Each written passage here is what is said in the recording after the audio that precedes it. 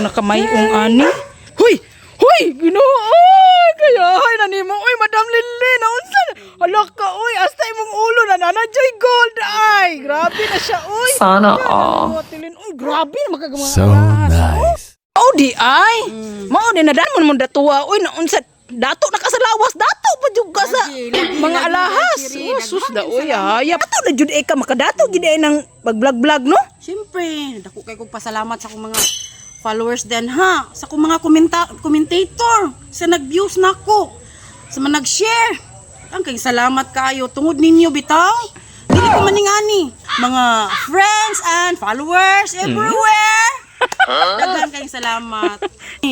Isa tong mga vlogger diha nga wala pa na monetize. Ay mo kabalaka ma-monetize ra mo. Mapariha mo na mo nga daghan na kay na-invest para kuan, para sa among panginabuhian.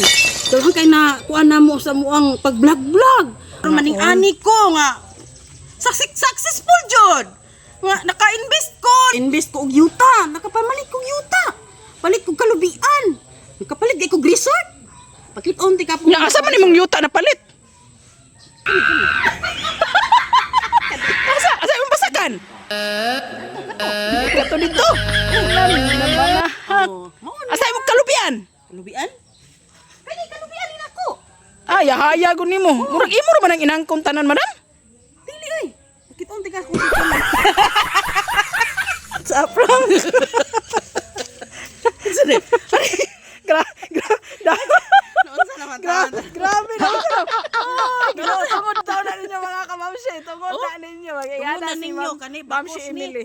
Naunsa man ni bakos ni. Ay. Di mo. Maprinda na nato. Ay, ginoo. Ato ni palit og sudan. Ay, ate na may trabaho. Asa na to na i-friend dami kay Murag murag. na monetize na naman ko ni ako itsura. Dapat ay kiki. Dapat ay kiki. Guwapa kay baba mag-abot sa ubos. Patay kiki. Patay kiki.